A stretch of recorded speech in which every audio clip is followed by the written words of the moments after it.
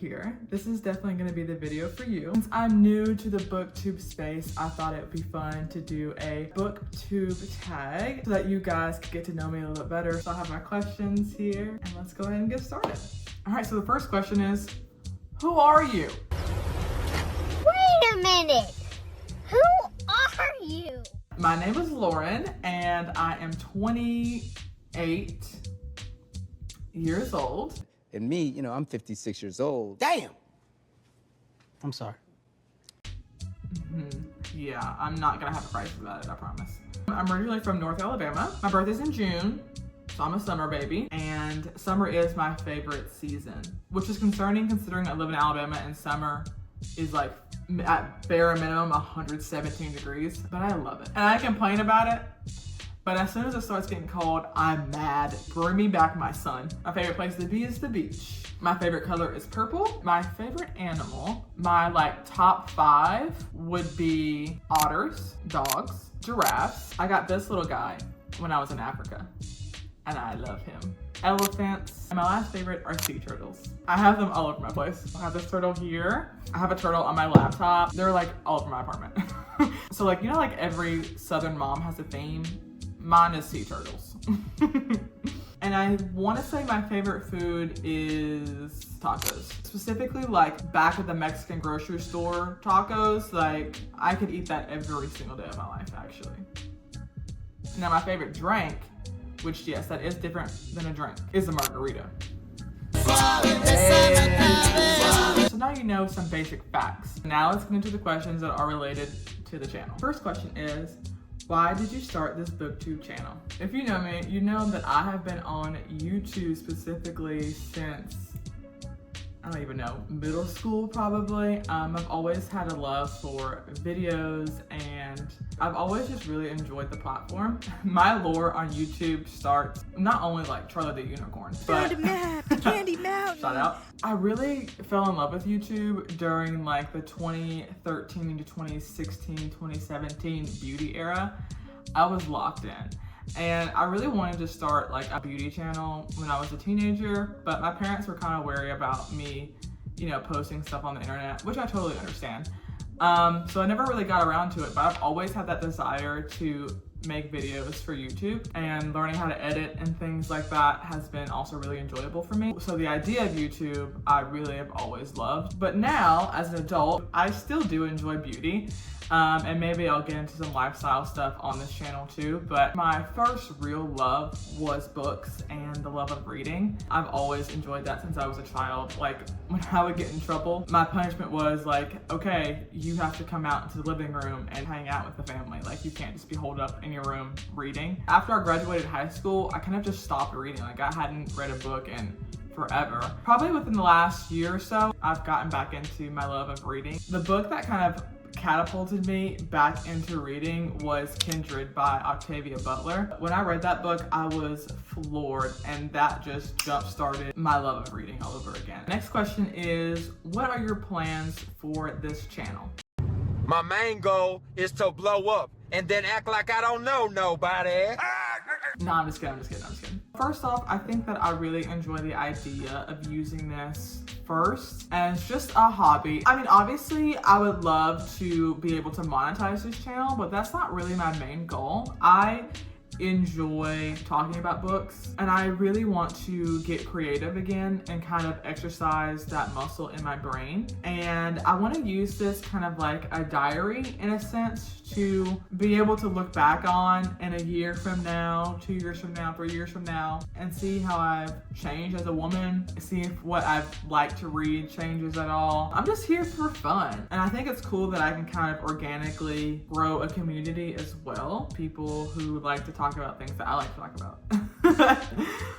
Which probably is inherently selfish. The idea of being on the internet and wanting people to like care about what you have to say is selfish in nature. My main goal on this channel is to have a good time. Next question is, what are the books that made you? I definitely, like I was saying earlier, was a childhood reader for sure. So when I was a kid, I really loved the book Chrysanthemum. I was obsessed with this book as a little girl. I loved the Boxcar Children, like they were OGs. And also insane to me that they genuinely were just living in a train. Like, did social services not exist? Like, what was going on there? Because of Winn-Dixie, I loved that book so much. I loved the movie. Shout out Anna Sophia Robb. Like, she was really in her childhood movie bag. Like, love that girl. Junie Moody, yeah. Me and Junie Moody, we were like this. Also, Junie B. Jones, me and Junie B. A Series of Unfortunate Events. The Watsons Go to Birmingham. Love that book. I probably read that book 4 to 5 times as a child. I was obsessed with it. Probably because I'm from Alabama and like places that they talked about in the book, I physically went and saw. And I think too, it was really formative for me too in reading a book that showed segregation and what that was like for Black people in the South living here in Alabama.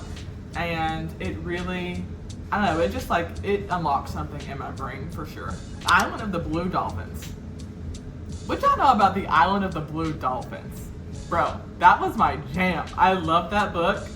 Love that book. I think I read that probably 3 or 4 times too as a kid. So these are the books that I really loved when I was in middle school. Number 1, The Outsiders. I know that was assigned reading, but love The Outsiders. And I still have like my original copy from middle school. I want to reread that book because it is a classic. The book Uglies by Scott Westerfield. Obsessed. And I'm very upset over that Netflix adaptation because what was that? I wished for so long that that book was a movie, like a movie trilogy. Like, it deserved what The Hunger Games got, what Divergent got. And that was just like, ugh. Of course, the OGs, The Hunger Games trilogy. The Hunger Games is so special because not only are the books easy for a child to digest and understand what's going on, adults reading it are seeing it differently because you think like, these are children. And oh, that book, bro, I can't even formulate real sentences. I love that trilogy, and the movies are just as good. The books will always hold a very special place in my heart, but the movies are incredible. I literally watch them every winter, every single year. Hey, an unpopular opinion, I like the Ballad of Songbird and Snakes. Don't shoot me, don't shoot me, don't shoot me. It was good, I liked it. Like, and I am very excited for Sunrise on the Reaping, obviously, to be able to read that and to, you know, get Hey Mitch's movie as well. This year, that is one series that I really want to reread again. Also in middle school, I really loved To Kill a Mockingbird. That book was also very formative for me. I Am Number 4. Do y'all remember that? Who remembers I Am Number 4? Yeah, that was good. Another book that I read in middle school and really loved was The Diary of Anne Frank. And that traumatized me as a child. It did, but in a good way, in a good way. And this is another book that I am planning on rereading this year and owning it too. Okay, this is a random pull for me, but I also loved The Adventures of Robinson Crusoe. Did y'all, have y'all read that book? It's so good. If you like the movie Castaway, you'll like Robinson Crusoe. Like, it's the same kind of vibe. A guy gets shipwrecked and now he's on this deserted island and he has to learn how to survive. Is it politically correct? Probably not. Probably not, but it was good. Okay, now moving into high school, In Cold Blood by Truman Capote. Now, other than like the Bible and maybe textbooks, this is one of the first nonfiction works that I read. Is it nonfiction? And in high school, I was like, this is so boring.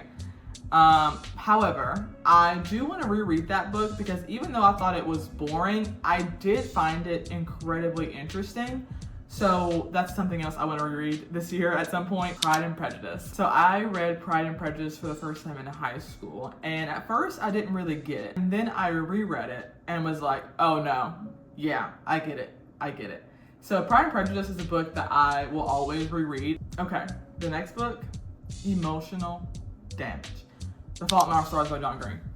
Now John, come here. Why would you write that book? It was incredible. Changed my life. Why would you do that to me? And the movie. Moving on. The Great Gatsby. Love The Great Gatsby. Also in high school, I read Roots by Alex Haley. And I know there's a lot of debate on the accuracies and whatnot of this book. Whatever the case, that is quality literature, okay? That is incredible. If you want to watch generations of a black family, like, yeah. If you have not read Roots by Alex Haley, I highly recommend reading it, especially if you're not black. That is a incredible book. I also recommend the autobiography of Malcolm X. I think I read that too in high school. Also in high school, I read All Quiet on the Western Front, and I was obsessed with that book. I don't know why a book about World War I was that interesting to me, but it was, and I really loved that book. Another book that I really loved in high school was called Mutation by Robin Cook. This book was crazy. It's like, you can see the cover. I remember reading this, and this is a book that I had a physical reaction as I was reading it. And I'm gonna be even more vulnerable. I read a lot of fan fiction in high school. Me and Wattpad, We locked in, ain't no switching up. we were locked in. Any fan fiction that had One Direction in it, I was locked in. I'm pretty sure I only read One Direction 5 Sauce fan fiction when I was in high school. Those were the only books that I was reading. And I low-key want to reread those again as an adult. Like, I have the Wattpad app. I'm about to be really vulnerable right now. I'm about to be really vulnerable right now. But I just want to let you know, I read after Diana Todd in high school as she was writing those books, okay? Like, waiting for her to update to the next chapter. Like, I was reading that book in real time, okay? Y'all will never understand. Y'all will never understand. I'll tell you one of my favorite ones. I really don't. Let me look at my archive too. This is so I'm a Zayn girl. Because I mean, look at the material. Are you joking? Okay, it was, bro, actually, you know what? I want to tell you. I want to say it was like dystopian. And Zayn was like a mafia boss kind of thing, and he had a compound where he would save girls. This is where he would save girls, right? And then he would kind of just like, it was giving the Bachelor house, actually. And then of course there's like a rival mafia family trying to like, girl, I don't know. But the one Harry Styles one that I really was obsessed with was called Psychotic. So this was an AU fanfic, which AU means alternate universe. This is embarrassing. Basically, it was about a girl who was a nurse at a psychiatric hospital. And Harry had been accused of being a serial killer. And when he got caught, he pled insanity. So he was sent to the psychiatric hospital that this girl worked at. And when she meets him, she's like, oh, he's not crazy. Like, he's not crazy. And also, I think he's innocent. He didn't do it. So she ends up falling in love with him. I'm moving on. So let's talk about the books in adulthood that have shaped me. Number one, I already talked about it, Kindred. That's what catapulted me back into reading. The Silent Patient, loved that book. Recently, The Great Alone, incredible book. I'm actually reading another Kristen Hanna book right now. Emily Henry, me and Emily Henry, yes. Also, S.A. Cosby, yeah, love that guy. Okay, so let's move on to our next question. What are your favorite genres? If I were to rank my favorite genres, thriller for number one for sure, romance, sci-fi, historical fiction. Recently, I've been really into historical fiction, and I've been really enjoying some picks, and I actually, in the haul that I posted before this, I picked up a ton of historical fiction books, so regular fiction. So those are my favorite genres. Do you have any auto-buy authors, or who are your favorite authors? So one auto-buy author for me is Emily Henry. I love everything. Even if I don't love every single book that she's written, I really enjoy every single book that she's written. She's definitely an auto-buy author for me. S.A. Cosby is an auto-buy author for me, and I've only read one book by him. Yeah, Candy Ryan is making her way up. I read Before I Let Go. I own This Could Be Us as well, and I really enjoyed her writing. John Green is an auto-buy author. I think anything that he's written, I've absolutely loved. So I think that could be another auto-buy author for me. Suzanne Collins. Suzanne Collins is an auto-buy author. And honestly, I would put all of those in the favorite author category as well, I think. What is your preferred reading format? I enjoy reading a physical copy of a book. I don't really have a preference over paperback versus hardback. It's just kind of like, sometimes it's whichever one's on sale. I don't really have that much of a preference.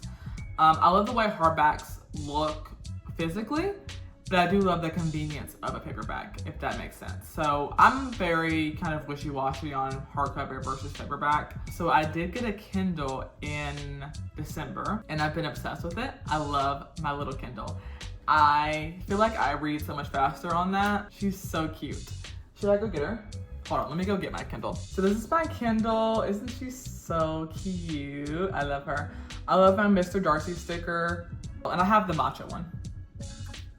I also love an audiobook too. That's one way I'm able to read so many books throughout the year. To be honest with you, that's probably my main method of reading, because I can read at work. Essentially, I have a job where I'm able to like put headphones in, so I am able to really get through more books that way. What are your book goals for 2025? Well, I do have a reading goal for this year, and that is to complete 65 books. I think I've read 20 so far, which is crazy. I don't think I've ever read that much in a year, maybe even 2 years. So that's very exciting. But even if I go over that goal, or even if I hit a reading slump and I don't read for 4 months, like I'm not super tied down to the idea of reading a particular number of books. One thing that I do want to get into more is I want to read more nonfiction books this year. I've read one, The Anthropocene Reviewed by John Green, and I really want to get his Everything is Tuberculosis book as well, that literally dropped this week. So yeah, I want to get into more nonfiction books this year, and I think for that I want to read at least 6. So one every other month to add into my TBR. Because I do like the idea of intentionally picking up a nonfiction book with the intent to come out and learn something new about, especially if it's something that you don't already know a lot about. My brother has a lot of nonfiction books that I'll probably end up bumming off of him. Love you, Walker. Where do you like to read? Well, if I had my preferred way to read, it would be sitting on a beach chair next to the ocean. Yeah, that is my preferred way to read. Unfortunately, I cannot do that every single day. So usually I just hang out on my couch here and I will read, or I'll lay in bed and read. I don't really have like a spot necessarily. I just kind of get cozy where I can get cozy. If I could have my way, I would spend every day on the beach reading a book, because that's just a fabulous life. Yeah. How fast can you read? If I'm listening to an audiobook, normally I will listen at either 1.5 to 1.8, and that also depends on like the narrator and what kind of story it is, because sometimes narrators will talk faster than others, so it kind of depends on who's reading the story. I would say on average I listen on probably like 1.7, 1.8 is like my sweet spot. If I am immersive reading, I'm probably doing 2x, 2.2x, because that's how fast my eyes move. And as far as like a physical book, it really just depends on the story. Like if I'm enjoying the story, I will find myself slowing my reading down intentionally so that I can really take in every sentence and like really think about it as I'm reading it. If it's like a super fast-paced book and like I just have to keep turning these pages, it also depends on like the chapter length. But on average, I would say if I'm reading a physical copy of a book, if I'm like not really doing anything else, I can finish a book in like 2 to 3 days. But with working and stuff, it's a little harder for me to get through books unless I'm also listening to the audiobook version of it. In that case, sometimes it'll take me 3 to 4 days, maybe 5 days. If it's a slower book and I'm not really feeling it that much, it may take me a little bit longer. So it honestly really depends. But on average, I would say I can finish a book in, you know, a weekend if I'm doing other stuff. And if I'm just sitting down and reading a book, I can finish a book in a day. especially if it's really good. So it kind of just depends on the situation. Okay, the next question is, do you organize your shelves? No. I don't have organized shelves at the moment. I do want to have organized shelves. I have one little baby bookcase that I want to organize and be more intentional about where I place my books, but as of right now, they're kind of just on the shelf. But I have even more that are on the floor because, as you saw in my last video, if you haven't seen it, I will link it at the top. I recently bought 40 plus books. So I need to figure out a place to put those. And those are currently on the floor. So okay, the next question is, what are your thoughts on bad reviews and DNFing books? I think that bad reviews, if done properly, are important. However, I don't think every bad review is necessary. And I also fear that most people do not have reading comprehension. Now, I say that to say some books are just bad books. And no amount of reading comprehension can help that book be better. And sometimes if you have reading comprehension, that book is even worse. So again, it kind of varies on the situation, but I do think bad reviews are necessary. There's a very fine line to where it becomes like, okay, you're dragging it. Now, I do, however, love reading 1 stars on Goodreads. I think that is quality entertainment. So for that reason, keep leaving bad reviews so that I can read them. And as far as like DNFing, I have mixed feelings about people who leave reviews and they DNF the book, because for me, I'm gonna be less likely to care about what you have to say because you did not finish that book. However, if you finish that book and you're like, that was absolute garbage, trash, pond water, I'm gonna be more inclined to listen to your opinion because at least you read the entire book. That being said though, if you're not enjoying a book, please DNF that book. Like, I've DNF'd 2 books this year. Will I pick them back up? Probably, just to give them another chance. But for those books, I have not left a review on because I didn't finish it. So, like, if I'm gonna argue about something being bad, I want receipts, okay? I wanna be able to prove my point and back it up. I'm not just gonna be talking out my rear end, all right? You know, and I'm someone who enjoys arguing. I just like having valid points, you know what I'm saying? Like, and I'm not afraid to admit, like, okay, yeah, I was wrong about that, but I feel like if I finish this book, I'm gonna pull out the points. Like, okay, I'm not just making this up. I have a reason that I feel this way. So yeah, my only thing is like leaving a review if you DNF'd it. Kind of just leave that rating, that star rating blank and just said, hey, I didn't like this book, so I just DNF'd it and kind of leave the stars off of it. Personally, that's my take. What are your most anticipated reads for the year? Okay, so my number one, like, I'm foaming at the mouth. If I could get an arc of this book, I would commit crimes, I think. Cut that out. I am most looking forward to Emily Henry's new book. I read my very first Emily Henry book the August before last, and that was Happy Place. And I really loved Happy Place. But I have not been a fan of her during her releases. She's a new author for me that I've gotten into within the past couple of years. I'm really excited to be a fan of her as she is releasing a new book. So that is my number one most anticipated read for the year. Also, of course, like I talked about earlier, Sunrise on the Reaping by Susan Collins, that released this week that I'm filming this video. So I'm excited to read that. John Green's new book, Everything is Tuberculosis, that released this week, so I'm excited to read that as well. And Tia Williams has a new book coming out called Audrey and Bash Are Just Friends. And I read A Love Song for Ricky Wilde in February and really enjoyed it.